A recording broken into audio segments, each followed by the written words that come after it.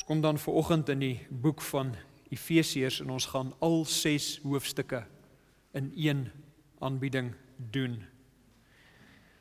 Van geboorte af is ons besig om gewoontes te vorm en gewoontes in te oefen. 'n Babatjie wat huil vir kos, word 'n peuter wat kerm en kla vir lekker goed, word 'n tiener wat neel vir 'n selfoon, word 'n groot mens wat mor om sy sin te kry. Nou van hierdie 4 voorbeelde is die eerste een nie so negatief nie. 'n Babatjie mag maar huil vir kos. Die res is sonde. Hierdie geneigtheid van ons om gewoontes te vorm en in te oefen van geboorte af, is prosesse wat in elkeen van ons se lewe aanhoudend en voortdurend is. Jare se slegte gewoontes word baie sterk vasgelê in elke lewende wese. En daarmee saam is daar nog die alomteenwoordige selfsug ook. Is hierdie selfsug wat ons dryf om dinge en omstandighede en mense so te manipuleer dat dit tot ons eie voordeel strek. Al is dit tot nadeel van 'n ander. Wanneer God jou red, dan begin die stadige en pynlike proses om te verander van 'n selfgefokusde egoïs na 'n onbaatzigbare dienaar wat ander as belangriker ag. 'n langsame, pynlike proses wat jou hele lewe duur. Paulus het reeds hierdie lesse geleer, dat hy moes verander van een wat selfgerig was, sy weergawe van godsdienst in hierdie wêreld wou vestig, na iemand wat bereid was om sy lewe neer te lê vir ander. Hy het hierdie lesse geleer. Hy het jarelange opoffering oefening agter die rug wanneer hy uiteindelik die brief aan die gemeente in Efese skryf. Dit is ongeveer die jaar 62 na Christus en Paulus is 'n gevangene in Rome. Hy is in kettinge juis omdat hy aangehou het om die evangelie van redding te vertel aan mense wat nie gered wou word nie, omdat hy hulle ewigheid belangrik geag het. Nou stuur Paulus hierdie brief aan die gemeente in Efese en die hoofgedagte van die brief aan die Efesiërs kan ons in 'n paar punte opsom. Eerstens, dat mense nodig het om gered te word van hulle sondes. Tweedens, dat dit nodig is vir God om hierdie reddingswerk te doen. Derdens, dat sulke gereddenis dan baie hard moet werk daaraan om die ou gewoontes van ongereddenheid af te leer. Vierdens, dat hierdie gereddenis nou nuwe gewoontes van dienaarskap aan mekaar moet aanleer en dit hoofsaaklik in die gemeente moet uitleef. En laastens, dat die stryd teen die ou sondige natuur 'n voltydse stryd is, waarby ons vyand, Satan, betrokke is om ons te ondermyn en te probeer weerhou daarvan om in heiligmaking te groei. Wanneer ons kyk na hoofstuk 1, kom ons kyk eers, wat sal ons opskrif wees van 'n boek om hierdie dinge saam te vat? Ons kyk dan vandag na Efesiërs 1-6, 'n glorieryke God maak 'n glinsterende volgeling. In hoofstuk 1-3 sien ons alle uitverkorenes vind hulle self in die gemeente. Dis hoe ons daai 3 hoofstukke kan opsom. Alle uitverkorenes vind hulle self in die gemeente. Dit beteken om in Christus te wees, beteken om in die gemeente te wees. Hoofstuk 4-6 kan ons as volg opsom. Die waardige wandel van die wedergeborene wanneer hy nou in die gemeente is. Hoe tree so 'n persoon op? En die punt wat hy maak in daai 3 hoofstukke 4, 5 en 6 bewys jou roeping deur jou optrede in die gemeente.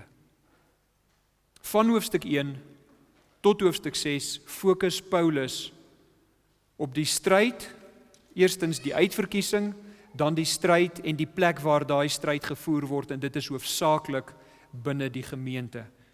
Sy fokus gaan nooit weg van die gemeente af nie. Om hierdie twee opmerkings, hoofstuk 1 tot 3 en hoofstuk 4 tot 6, anders te stel, die ware Christen word beskryf in hoofstuk 1 tot 3, en die lewe van 'n ware Christen word beskryf in hoofstuk 4 tot 6. Dit bring ons dan by hoofstuk 1. En die opsomming van die hoofstuk kan ons as volg sit: uitverkore in Christus, en ons is uitverkore tot die lof van sy heerlikheid, om lof te bring aan hom en sy heerlikheid. Uitverkore in Christus. Nou daar is verskeie leerstellinge in die Bybel, doktrines, wat weerstand uitlok by beide ongelowiges en sogenaamde belydende Christene. Wanneer ek die woord belydende Christen gebruik, dan praat ek van iemand wat met sy mond sê dat hy 'n Christen is, maar as hy na sy lewe kyk, dan is dit bevraagtekenbaar. Dis die definisie van die woord belydende Christen. So om weer eens te sê, daar's verskeie leerstellings in die Bybel wat weerstand uitlok by beide ongelowiges en belydende Christene. En een so leerstelling is oor die mens se gefalle toestand. Dit is nie 'n gewilde leerstelling om te hoor dat die mens totaal in sy wese korrup is en nie na God soek voordat hy gered is nie. In teenstelling hiermee word verkondig dat die mens inherent goed is en dat 'n mens uit sy eie uit na God kan soek, in teenstelling met wat Romeine 3 vers 9 en 10 ons leer. Nog 'n leerstelling wat baie weerstand uitlok onder ongereddenes en 'n groep belydende Christene is die leerstelling oor die hel. In teenstelling hiermee word verkondig dat 'n liefdevolle God nie mense vir ewig sal verdoem in 'n verterende hel nie. Nog 'n leerstelling, 'n derde wat weerstand uitlog, is die leerstelling oor God se almag. In teenstelling met hierdie leerstelling word verkondig dat daar 'n openheid met God saam is. Hy sien gebeure in die wêreld en dan pas hy homself aan by daai gebeure en dan besluit hy in sy wysheid hoe om daai gebeure te rig. Dit is wat ons noem die openheid van God teologie, openness theology. Dit het baie sterk uitgekom in die jare van 2001 September, toe die vliegtuie in Amerika in die geboue vas was, het hierdie openness theology, die oopheid van God, baie sterk na vore gekom, toe daar wêreldbekende Christenleiers was, wat hierdie getuienis verkondig het en gesê het, 'n liefdevolle God sal nooit beplan het dat daardie gebeur nie. Hy het dit gesien gebeur, maar omdat hy wys is, kan hy nou daai omstandighede vat en goed daaruit voorbring. In teenstelling daarmee is die Bybelse leerstelling oor God se almag. 'n vierde ene wat baie weerstand uitlok, is die leerstelling van redding in Christus alleen. In teenstelling daarmee word verkondig dat getroue aanhangers van ander gelowe ook toegang tot God se koninkryk sal hê, want hulle het ook aanbid. Hulle het net op 'n ander manier as ons aanbid. So hier is 4 voorbeelde van leerstellinge wat baie weerstand uitlok. Leerstelling oor die mens se gefalle toestand, leerstelling oor die hel, leerstelling oor God se almag en leerstelling oor redding in Christus alleen. Maar die enkele leerstelling in die Bybel wat konsekwent die meeste weerstand uitlok, selfs by ware Christene, is die een rakende God se uitverkiesing van individue. Die redes hoekom dit soveel weerstand uitlok selfs by ware gelowiges is meervoudig. En hierso is 'n paar redes wat ek aan julle kan voorhou, 6 van die redes oor hoekom dit soveel probleme veroorsaak in mense se denke. Die ene is, as God is 'n vraag, as God alleen uitkies, beteken dit ons speel geen rol in ons eie redding nie? Antwoord is ja. As God uitkies, speel jy geen rol in jou eie redding nie. Nog 'n gedagte wat weerstand opwek teenoor die leerstelling van uitverkiesing is, as God net sekeres kies, beteken dit dat ons nie werklik vrye keuse het nie, want God bepaal wie waarheen gaan en ons het geen rol daarin nie. Dit is die gedagte wat voorgehou word. 'n derde omstandigheid wat mense daarmee laat swaar kry is, as God sekere mense kies, beteken dit dat net sommige mense hemel toe gaan, want nie almal word uitgekies nie. En dit is 'n ontstellende gedagte, veral vir ouers van ongeredde kinders. 'n vierde, as God net sekeres kies, beteken dit dat God doelbewus sommige nie kies nie. 'n vyfde, as God net sekeres kies, beteken dit dat God se liefde nie allesomvattend is nie, want sommige gaan verlore omdat God hulle nie kies nie. Dis 'n gedagte wat redelik algemeen uitgespreek word. 'n sesde, as God net sekeres kies, beteken dit dat God as onregverdig bestempel kan word, want as hy iemand nie kies nie, dan kan so 'n persoon niks doen om gered te word nie.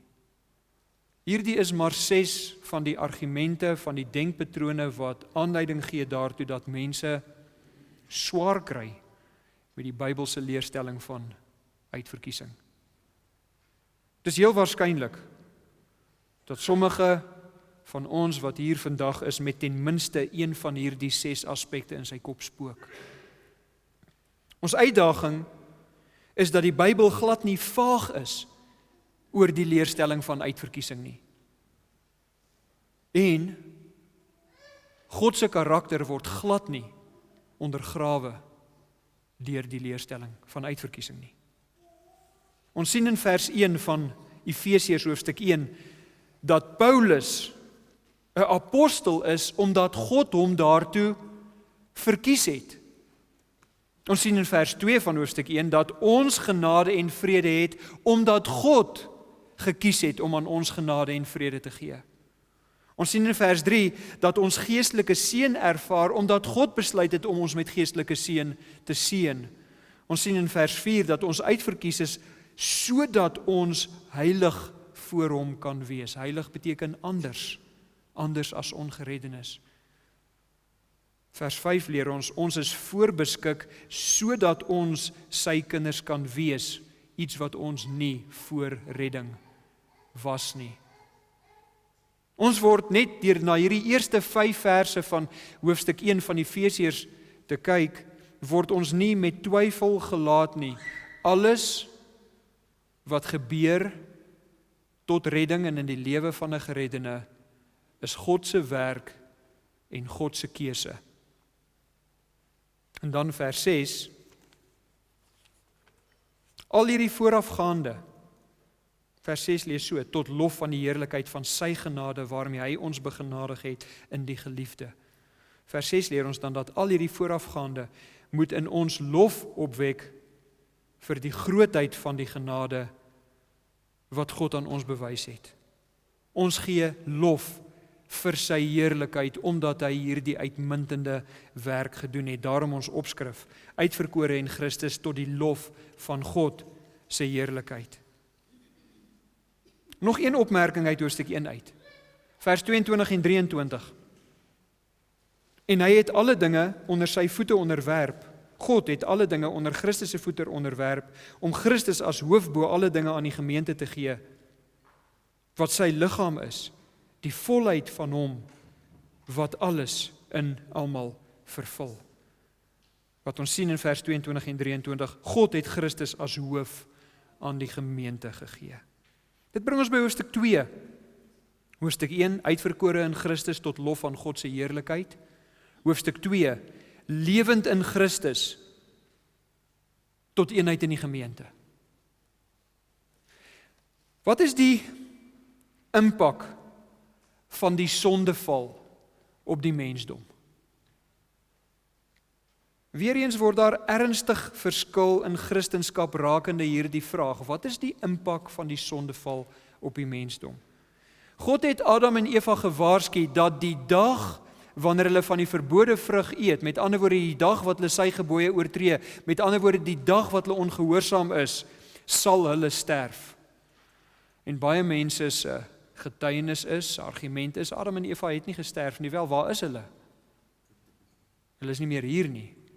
Maar die woorde in daai verse is die dag as julle daarvan eet sal julle sterf. Efesiërs 2 leer ons dat as gevolg van sonde ons dood is vir God se geestelike dinge. Dit is die dood wat gekom het. Geestelike dood. Adam en Eva het gesondig en geestelike dood het ingetree.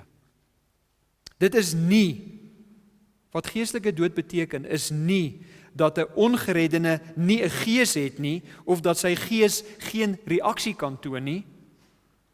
Dit beteken dat 'n ongereddene se gees dood is vir die dinge van God. Dit beteken sy gees kan nie teenoor God reageer om God te kan behaag nie. Ongereddenes het wel 'n geestelike lewe en 'n geestelike Vader. Jesus se woorde in Johannes 8 vers 44, julle is kinders van julle vader, die duiwel. So 'n ongereddene se gees is reaktief. Dit reageer teenoor Satan en Satan se dinge. As wedergeborenes is God nou ons Vader en ons gees is lewend of reaktief rakende God se dinge. Vers 1 van hoofstuk 2 lees ons, en julle het hy lewend gemaak wat dood was deur die misdade en die sondes. As gevolg van sonde was ons geestelik dood vir God. Vers 2, waarin julle tevore gewandel het volgens die loop van hierdie wêreld, volgens die owerste van die mag van die lig, van die gees wat nou in die kinders van ongeregtigheid, ongehoorsaamheid werk. So vers 2 sê vir ons, Satan het in ons ongeredde staat ons gelei om in sonde te volhard. Iemand wat in sonde volhard is 'n kind van Satan wat deur Satan gelei word. Vers 3, onder wie ons almal ook vroeër gewandel het in die begeerlikhede van ons vlees, toe ons die wil van die vlees en van die sinne gedoen het, en ons was van nature kinders van die toorn, net soos ook die ander. Vers 3 leer ons dan, ons sondige begeertes het ons oorheers, en ons het ons sondige begeertes getrou gevolg. Vers 4 tot 7, maar God, wat ryk is in barmhartigheid, het ons deur sy groote liefde waarmee hy ons liefgehad het, ook toe ons dood was deur die misdade, lewend gemaak saam met Christus. Uit genade is julle gered, en saam opgewek en saam laat sit in die hemele in Christus Jesus, sodat hy in die eeue wat kom kan betoon die uitnemende rykdom van sy genade in goedertierenheid oor ons in Christus Jesus. Om op te som, hierdie 3 verse, vers 4, 5, 6 en 7, 4 verse. Vers 4 tot 7 leer ons, God het ons uit genade saam met Christus opgewek en daardeur bewys hy sy groot genade. Maar, weer eens kom God se uitverkiesing ter sprake in hierdie hoofstuk. Vers 8 tot 10, want uit genade is julle gered deur geloof en dit nie uit julleself nie. Dit is 'n gawe van God. Nie uit werke nie, sodat niemand mag roem nie. Want ons is sy maaksels, geskape in Christus tot goeie werke wat deur God voorberei is, sodat ons ook daarin kan wandel. Vers 8 tot 10 sê vir ons, dit is volledig God se redding. Ons kan op niks roem nie. Hy het dit gedoen, sodat ons goeie werke kan doen. En dan vers 13. Maar nou, in Christus Jesus, het julle wat vroeër ver was, naby gekom, deur die bloed van Christus. Vers 13 sê vir ons, Christus het ons naby aan God gebring, toe ons gered is. En dit bring ons by hoofstuk 3. Hoofstuk 1, uitverkore in Christus tot lof van God se heerlikheid. Hoofstuk 2, lewend in Christus tot eenheid in die gemeente. En ons gaan binnekort bietjie meer in detail daarna kyk. Hoofstuk 3, openbaring in Christus tot kennis van God se krag. Openbaring in Christus tot kennis van God se krag.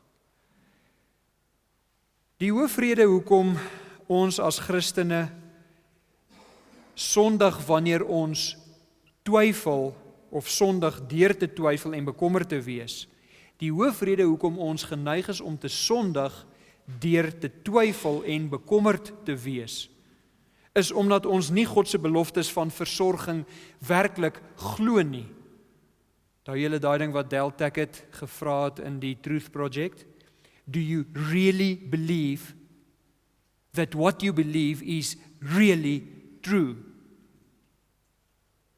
Wel, as jy werklik glo dat God se beloftes van versorging waar is, hoekom twyfel jy en hoekom is jy bekommerd? Daarmee saam, as jy twyfel en bekommerd is, dan verstaan jy ook nie sy krag nie.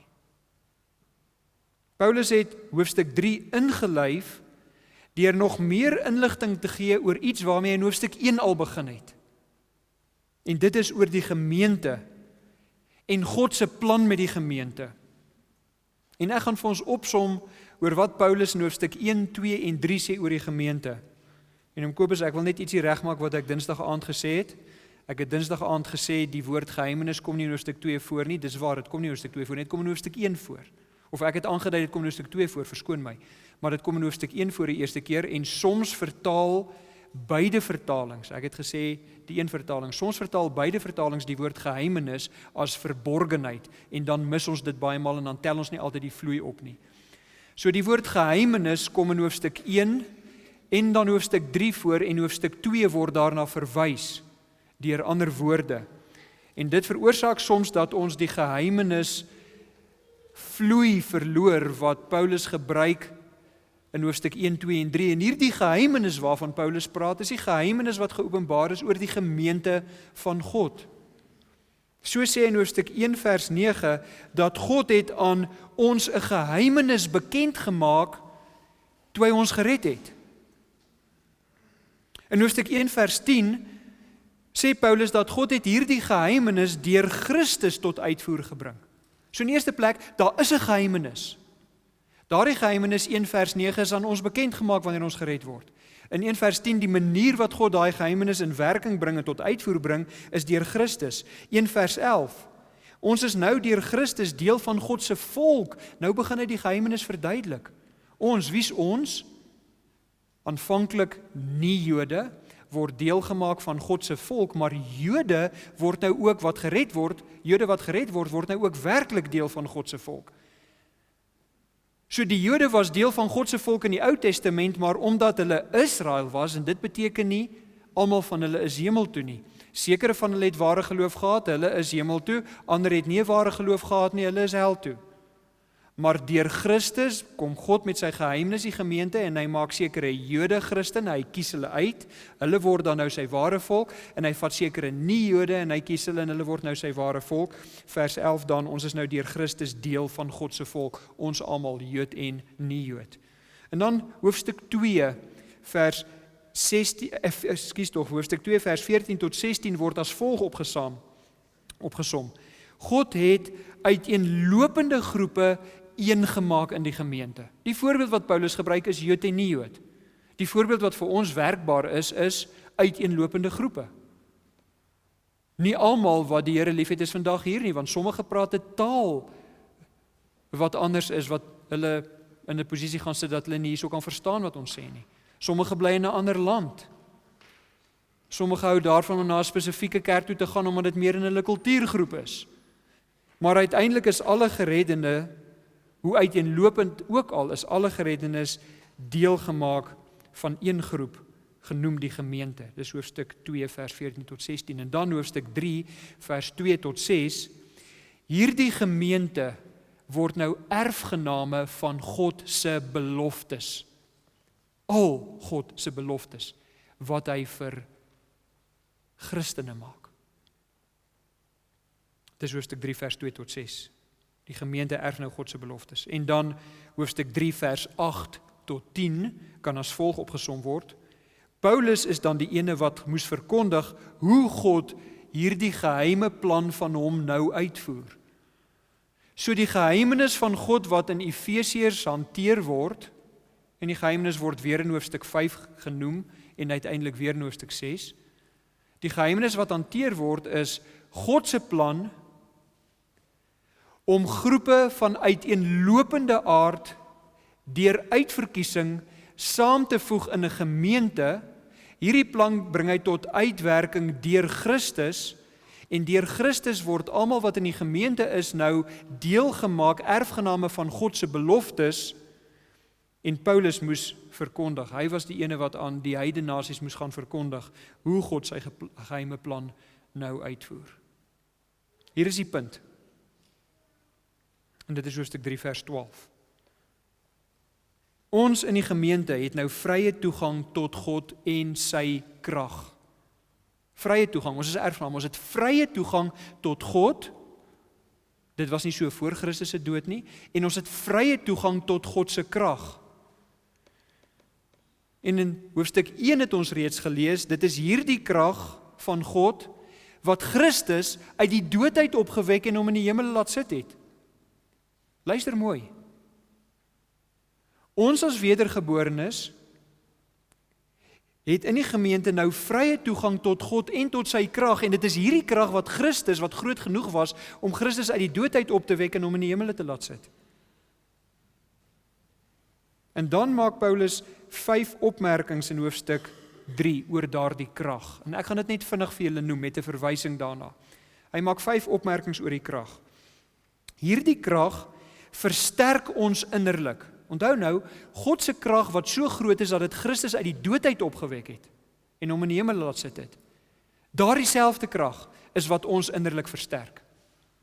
So wedergeborene het innerlike krag of toegang tot innerlike krag, dis vers 16. In vers 17 lees ons, hierdie krag van God versterk ons geloof. As jy sê, ai, my geloof is net nie sterk genoeg nie, watter krag is vir jou beskikbaar om jou geloof sterk genoeg te kry? Die krag wat Christus uit die dood uit opgewek het. Vers 17, hierdie krag van God anker ons liefde. Christenliefde word geanker deur God se krag. Kan daai anker ooit losgeskeur word? Nee. Vierdens, hierdie krag verbreed ons begrip van die omvang van God se liefde. 'n Wedergeborene het nou toegang tot die krag wat hom laat verstaan, begrip kan gee oor hoe groot is die omvang van God se liefde. Al wat jy hoef te doen is om na jouself te kyk en sê, Here, hoe kon U my red? Kyk hoe is ek. En dan sê hy, my krag is sterk genoeg om jou vry te maak van jou sondes en om jou te leer van die omvang van my liefde. En dan vyftens, nie net verbreed dit ons begrip van die omvang van God se liefde nie, hierdie krag verbreed ons kennis van God se liefde. Ons kan nou met begrip praat oor God se liefde. Dis vers 19. So vers 16, dit versterk ons innerlik, vers 17, dit versterk ons geloof, vers 17, dit anker ons eie liefde, vers 18, dit verbreed ons begrip van God se liefde, vers 19, dit verbreed ons kennis van God se liefde. En dan kom hy in vers 20 van hoofstuk 3, en hy vat dit alles saam, hierdie krag van God, hierdie opmerkings wat hy gemaak het oor God se krag, hierdie 5 aspekte wat hy gesê het, God se krag veroorsaak dit in julle. Dan kom hy in vers 20 en hy vat vers 20, vat hy dit alles saam en hy sê, hierdie krag van God wat in ons werk, is wat God gebruik om oneindig meer te doen as wat ons kan bid en dink. God se krag, wat jou innerlik versterk, wat jou geloof versterk, wat jou liefde anker, wat jou begrip van God se liefde gee, wat jou kennis van God se liefde gee, daardie krag werk in jou, as jy wedergebore in sy gemeente is, om oneindig meer te doen as wat jy ooit vir hom sal vra, of ooit eers aan kan dink. Wat beteken die woordjie oneindig? Geen beperking nie. God se krag in ons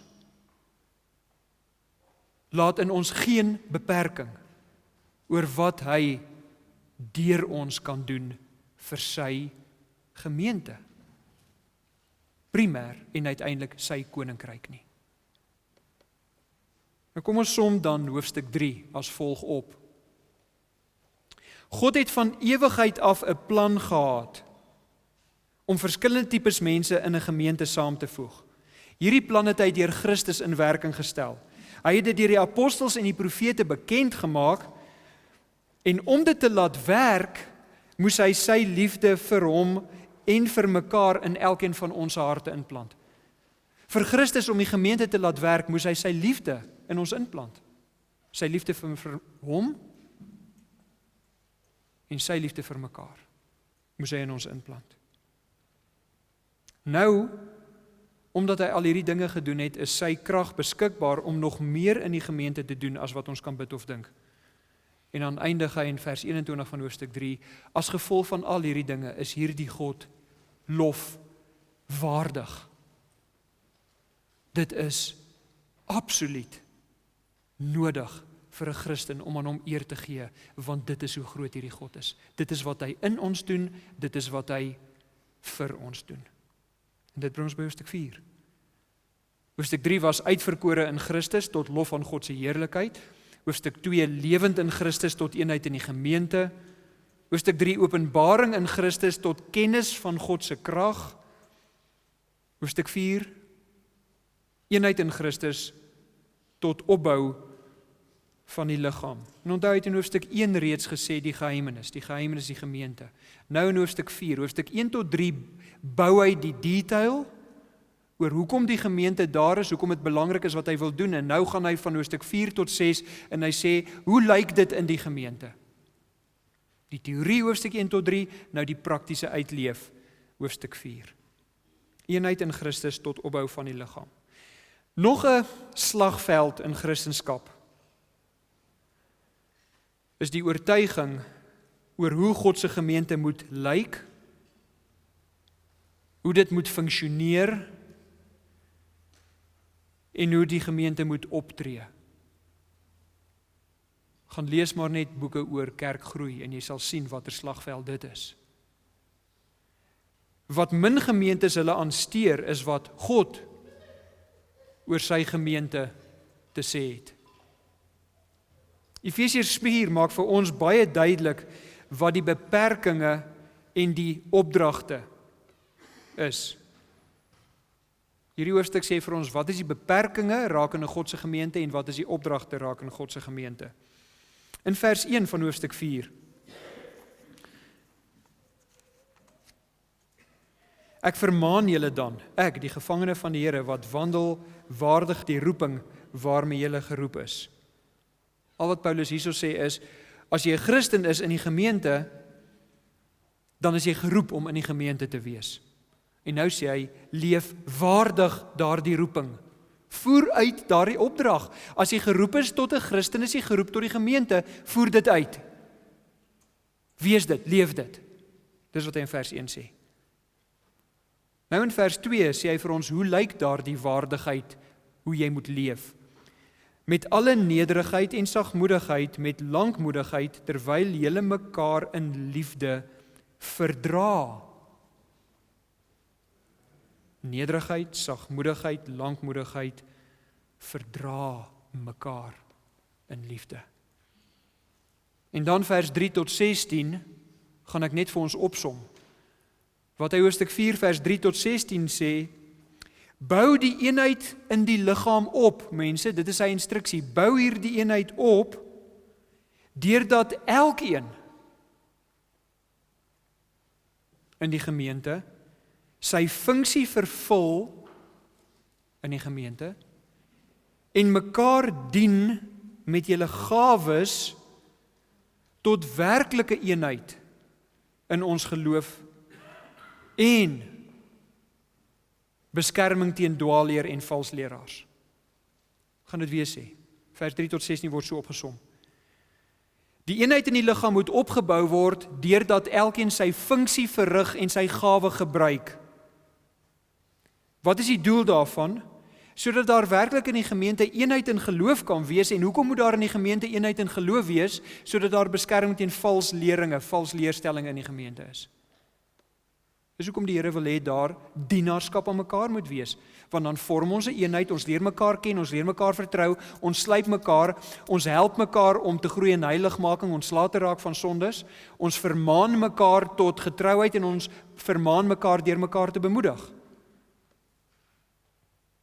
En dan vers 17 tot 24 van hoofstuk 4 word opgesom as volg. Los die ou lewe van voor jou redding agter jou. Sorg dat jy nou reg dink oor God en God se gemeente en leef nou soos 'n wedergeborene moet leef. Dis vers 17 tot 24 opgesom. En nou gaan Paulus en hy gaan verder aan en hy verduidelik hoe ongelowiges lyk versus gelowiges. Nou ek het dit onder hoofstuk 5, maar hierdie begin reeds in hoofstuk 4. Onthou die Here het nie hoofstukke ingestel in die Bybel nie, mense het daai hoofstukke ingestel. So alhoewel ek dit onder punt 5 sit, wat hoofstuk 5 is, begin ons reeds in hoofstuk 4 met hierdie gedagte. Hoofstuk 5 dan navolgers van Christus tot 'n lewe van liefde. Navolgers van Christus tot 'n lewe van liefde. Die woord liefde gebruik Paulus 19 keer in die boek Efesiërs. Meer as enige van sy ander boeke. Gebruik hy dit hierso, 19 maal. Die gemeente se krag lê in die uitwerking van die liefde in die gemeente. En as jy 8 jaar in hierdie gemeente is, dan hoor jy 8 jaar lank die boodskap. Die gemeente is God se gemeente, die gemeente is God se skepping, die gemeente is belangrik vir God en die gemeente word net sterk wanneer die individue in die gemeente sterk word en die gemeente is net 'n eenheid wanneer die individue in die gemeente mekaar liefhet deur met mekaar interaksie te hê en daai interaksie is slyp en soms is dit moeilik en soms is dit maklik, maar dit is God se opdrag.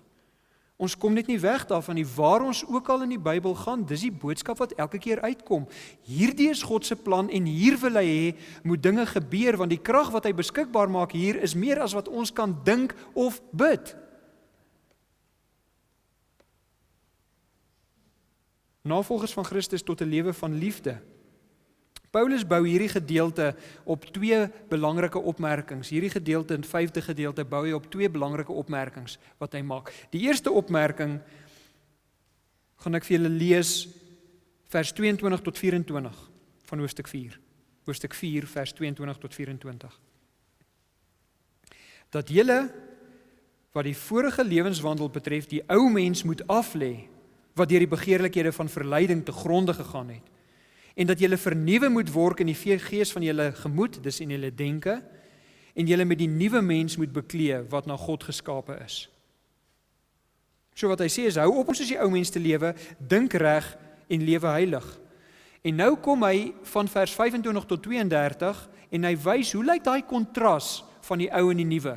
Kom ons lees vers 25 tot 32. Ek gaan die nuwe vertaling lees, vers 25 tot 32.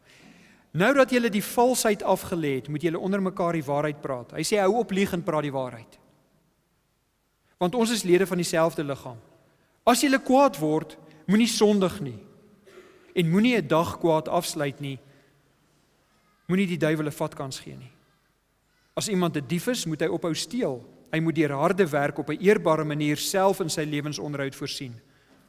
Dan sal hy iets hê om vir die armes te gee. Vuil taal moet daar nooit uit julle mond kom nie. Praat net wat goed en opbouend is volgens die eis van omstandighede, sodat dit julle hoorders ten goeie kan kom. En moenie die Heilige Gees van God bedroef nie. Want hierdie Heilige Gees het julle as eiendom van God beseël met die oog op die verlossingsdag. Moet nooit verbitterd of opvleend wees of woedend word nie. Moenie vloek of skel nie, herhaal dit. Mense wat uit 'n Christus se mond uitkom is belangrik vir God. Moenie vloek of skel nie. Moet niks doen wat sleg is nie.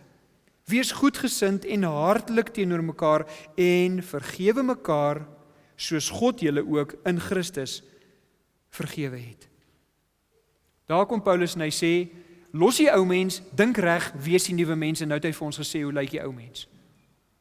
En ons so aanduiding gegee hoe moet die nuwe mens lyk. Dis die eerste punt waarop Paulus, die eerste van 2 punte waarop hy hierdie gedeelte bou, navolgers van Christus. Sy tweede gedeelte waarop hy dit bou word ingelyf deur vers 1 en 2 van hoofstuk 5. Wees dan navolgers van God, soos geliefde kinders. Wees dan navolgers van God soos geliefde kinders, en wandel in liefde, soos Christus ons ook lief gehad het, en hom vir ons oorgegee het as 'n gawe en offer aan God tot 'n lieflike geur. Wat hy hierso vir ons sê is, Christus het reeds sy liefde aan ons bewys, toe hy vir ons gesterf het. Die manier wat ons liefde aan hom kan bewys, is om hom na te volg. Die woord daarso vir navolg is die woord mimetes, waarvan ons mimiek kry. Mimiek hom. Maak soos hy maak. Wees soos hy is. Doen wat hy doen. Mimiek hom. Hoe gaan ons dit doen? Dit is wat hy verduidelik in vers 3 tot 12. Kom ons lees vers 3 tot 12. Ek gaan weer eens die nuwe vertaling lees. Soos dit gelowiges betaam, moet daarvan ontug, seksuele sonde, en onsedelikheid, seksuele sonde, in enige vorm, of gierigheid, dis najag van rykdom onder julle, selfs geen sprake wees nie. Grove, of ligsinnige of vuil praatjies, daar is hy weer terug daarby. Grove of ligsinnige of vuil praatjies pas nie by julle nie, nee, dank aan God pas by julle. Dit moet julle goed besef. Iemand wat ontug pleeg of onsedelik lewe of 'n gierige aard is, dit is wat materialisties ingesteld is, want gierigheid is afgoderry. So 'n persoon het nie deel aan die koninkryk van God en van Christus nie. As jy iemand hoor wat nie sy tong in toom hou nie en wat vloek en sleg praat, as jy iemand hoor of iemand sien wat in seksuele sonde leef of iemand wat geld sy God gemaak het, hy maak baie duidelik, so 'n persoon het nie deel aan die koninkryk van God en van Christus nie. So 'n persoon kan nie gered wees nie. Vers 6. Moenie dat iemand julle met allerhande onwaarhede mislei nie. Van daardeur kom die straf van God oor die mense wat aan hom ongehoorsaam is. Met sulke mense moet julle niks te doen hê nie. Dis vals leraars. Vroeër was julle die ene duisternis, maar nou in die Here is julle lig. Leef dan as mense van die lig. Uit die lig kom alles voort wat goed en reg en waar is. Vra julle voortdurend af of iets vir die Here aanneemlik is en moenie meedoen aan die vrugtelose praktyke van die duisternis nie, maar stel eerder hierdie vrugtelose praktyke aan die kaak, maak dit duidelik. Dit is 'n skande om selfs te praat oor die dinge wat die ongehoorsame mense in die geheim doen. As ons aan hierdie twee gedeeltes dink, vers 25 tot 32 en vers 3 tot 12. Hoe lyk 'n lewe van liefde? Dis die teenoorgestelde as dit wat ons gelees het. Liefde vir God word altyd bewys deur ons gehoorsaamheid aan hom en ons interaksie met ander mense. En Paulus lig dan nou hierdie verhoudinge uit die volgende gedeelte. Liefde vir God word altyd bewys deur ons gehoorsaamheid aan hom en dan ons interaksie met ander mense. En dis wat Paulus doen van vers 21 van hoofstuk 5 tot by vers 9 van hoofstuk 6, wys hy hoe lyk hierdie verhoudinge. En dis wat hy sê, so moet julle verhoudinge lyk. Vers 21, kom ons lees gou vers 21. Wees uit eerbied vir Christus aan mekaar onderdanig. Nou hierdie vers word baie verkeerd gebruik, verkeerd aangehaal. Ek het dit in my lewe verskeie kere verkeerd gebruik en aangehaal, bloot omdat ek hom nie verstaan het nie. Die volgende vers, vers 22, begin hy met 'n verduideliking van hoe lyk onderdanigheid. Hy sê, wees aan mekaar onderdanig. En nou sê hy, en daarso is 4 aspekte. Ek nou net nie seker maak ek is reg.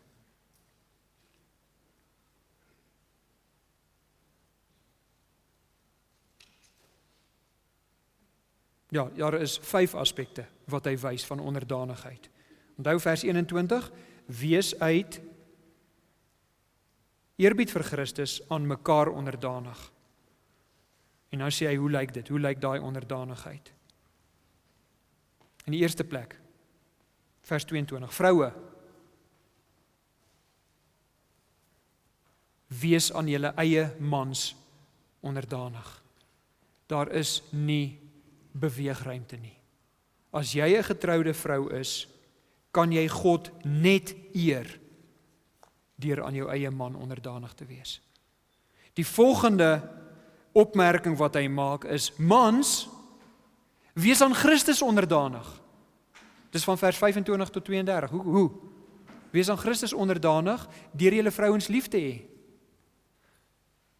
Onthou, wys eerbied vir Christus deur aan mekaar onderdanig te wees, vers 21. Vers 22, eerste vlak van onderdanigheid, vrouens in die huwelik aan hulle mans. Tweede vlak van onderdanigheid, mans in die huwelik aan Christus. Derde vlak van onderdanigheid, hoofstuk 6 vers 1, kinders aan julle ouers. Die volgende, hoofstuk 6 vers 5, slawe aan julle meesters. En die vyfde ene, hoofstuk 6 vers 9, meesters aan Christus. Slawe aan hulle base aan Christus. Hier verduidelik hy vir ons, hoe lyk onderdanigheid vir die wat die Here liefhet? En dit bring ons by hoofstuk 6. Hoofstuk 1 uitverkore in Christus, hoofstuk 2 lewend in Christus, hoofstuk 3 openbaring in Christus, hoofstuk 4 eenheid in Christus, hoofstuk 5 navolgers van Christus, hoofstuk 6 kragtig in Christus, tot die vermoë om te kan staan. Vers 10 tot vers 20 kan ons as volg opsom. Soek julle krag in die Here, sodat jy kan bly staan. Vers 11, en ek gaan dit net vinnig elkeen van hulle noem om die vloei te behou van wat hier aangaan. Vers 11 sê hy, jy sal bly staan as jy die wapenrusting aan het. Die idee is dat jy dit voltyds moet aan hê. Verstaan jy dit? Jy het nie 'n tyd wanneer jy God se wapenrusting aan het en 'n ander tyd wat jy dit uittrek nie. Die gedagte is dat jy dit voltyds moet aan hê. Hoekom moet ons dit voltyds aan hê? Want daar staan in vers 11, trek die volle wapenrusting van God aan, sodat jy kan staande bly teen die liste van die duiwel.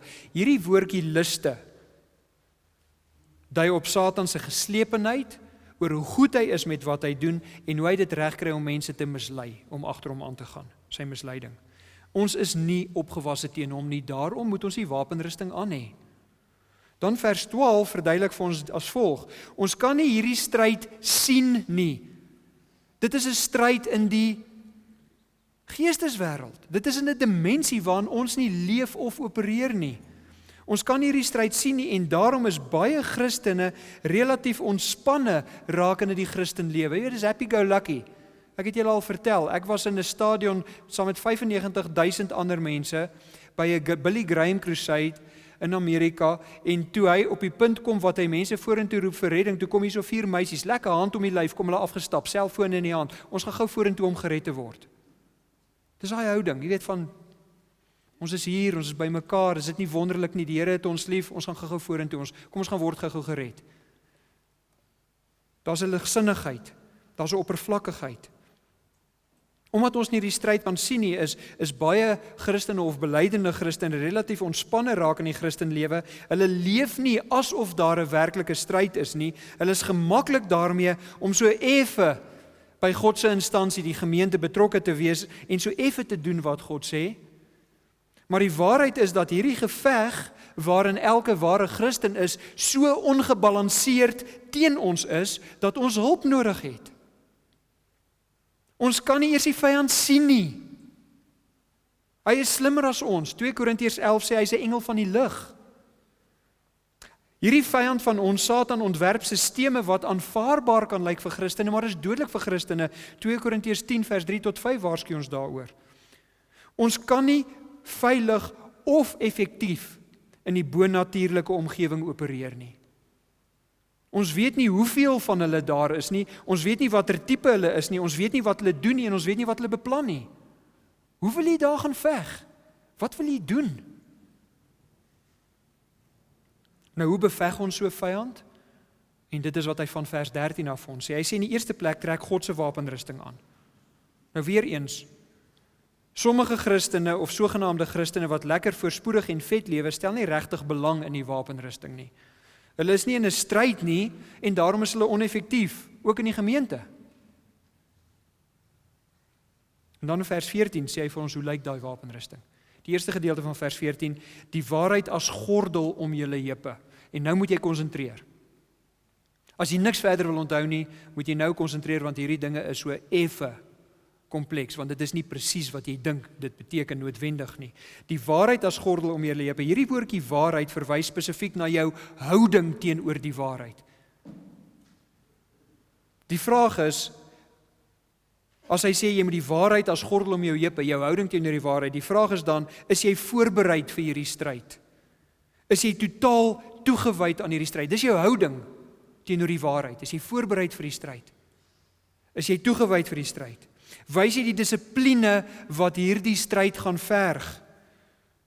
Want as jy die dissipline wys, dan sal jy leer wat God wil hê, jy sal gehoorsaam wees aan wat God sê, jy sal jouself reg voorberei, jy sal seker maak dat jy die waarheid verstaan en die waarheid reg gebruik. So jy moet die waarheid in God se woord gaan haal, maar die primêre fokus is jou houding reg om hierdie waarheid te gaan gebruik in hierdie stryd wat bo jou is, wat oor jou kop is, wat ongebalanseerd teen jou is.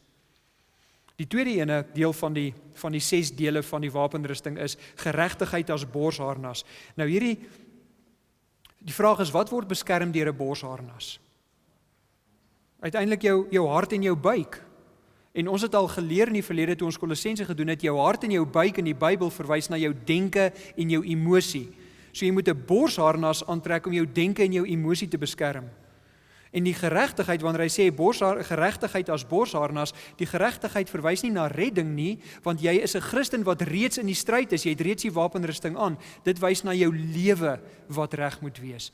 Lewe reg, sodat jy reg kan dink en jou emosies reg is. Moenie oorweldig word deur verkeerde denke en verkeerde emosies nie. As dit nie waar is van jou lewe, dat jy reg leef en hierdie borsharnas aan het, dan gaan die volgende waar is in jou lewe. Jy gaan nie vreugde ken nie en jy gaan nie vrug dra nie. Jy sal dus 'n fitlose Christen wees, koel, klinies, neutraal, niks seggend, want jy leef nie reg nie en jy dink nie reg nie. So die eerste een is die gordel van die waarheid, die tweede een, en dit verwys na die houding, die tweede een is die geregtigheid as borsharnas, beteken leef reg en dink reg. Die volgende een is die skoene van bereidwilligheid van die evangelie, en dit is die ene wat die meeste verkeerd verduidelik en verkeerd verstaan word. Soos amper klaar mense byt vas. Skoene van bereidheid vir die evangelie beteken nie, wees bereid om uit te gaan om die evangelie te gaan verkondig nie, want die fokus is, die geestelike stryd waarin jy is as 'n Christen. So wat is die betekenis dan? Dit verwys nie na bereid om die evangelie te gaan verkondig nie, dit beteken wees gereed om met die evangelie in jou te staan teen Satan. Nou wat is die evangelie in jou? Wat is hierdie evangelie? Die evangelie is dit, jy behoort aan Christus, sy gees het jou geseël en Satan kan jou nie steel nie. Hy kan jou nie wegrokkel nie. Dit is die skoene van bereidheid van die evangelie. Wees bereid om jouself voortdurend te herinner aan die waarhede van die evangelie. In hierdie stryd sal jy nie verlore gaan nie. Romeine 8 vers 38 stel dit so. Ek is verseker dat geen dood of lewe of engele of owerhede of magte of teenwoordige of toekomstige dinge of hoogte of diepte of enige ander skepsel ons sal kan skei van die liefde van God wat daar in Christus Jesus ons Here is nie. Die vierde deel is die skild van geloof. Dit beteken dit, alles wat God sê is geloofwaardig. Dis die skild waarmee jy jouself beskerm. Alles wat God sê is waar, alles wat hy sê sal hy doen. Hierdie geloof se doel is, sê hy in daai vers 16, is om die vuurige pile van die bose uit te blus. Satan gebruik pile teen die Christen om sy geloof af te breek. Hy het dit teen Christus gebruik in die woestyn, en dit is wat hy teen ons gebruik. Die voorlaaste een is die helm van verlossing. 'n Helm beskerm aanvalle teen die kop. Dit gaan hier oor twyfel. Satan wil jou laat twyfel. Trek die helm van verlossing aan, sodat jy kan vasstaan met jou oortuiging van verlossing. As jy gekies is, hoofstuk 1, dan gaan jy gekies bly. Hoofstuk 1 vers 13 en 14, die Heilige Gees het jou geseël. Jy sal nie verlore gaan nie. Dit is die verlossing waarin jy, dis die helm van verlossing. Hou aan daarmee om jouself te herinner dat jy is gered en jy gaan gered bly, en in hierdie geestelike stryd teen 'n vyand wat jy nie kan sien nie, wat jy nie verstaan nie, wat jy nie kan evalueer nie, as jy die wapenrusting van God aan het, dan gaan jy beskerm bly. En dan die laaste ene, die swaard van die Gees. Dis 'n klein swaardjie. Dis nie die groot swaard waarmee jy ou in die helfte deel nie. Dis 'n klein swaardjie waarmee jy spesifiek binne gevegte, hand-tot-hand gevegte aan kan deelneem. En hy sê, wat is daai swaard? Dis die swaard wat van die Gees afkom. Dis 'n geestelike wapen. En wat is daai swaard? Dis die woord. Gebruik die woord soos 'n skalpel om baie spesifieke werk te doen in jouself, primêr in hierdie geval, sodat jy in hierdie stryd sal kan bly staan, om jouself te verdedig teen die houe van Satan. Jy moet die skrif ken. Die titel van ons studie vandag was 'n glorieryke God maak 'n glinsterende volgeling. Wat laat ons glinster? God se wapenrusting. Dis wat ons laat glinster. 'n glorieryke God, 'n God wat gloriewaardig is, maak 'n glinsterende volgeling. Hoe word jy glinsterend? Jy trek sy wapenrusting aan. As jy nie wedergebore is nie, sal jy dit nie aan hê nie.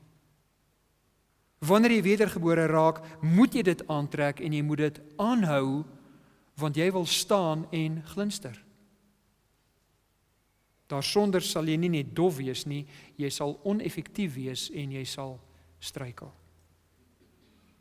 Hoe help ons mekaar in die gemeente om te glinster en glinsterend op te tree?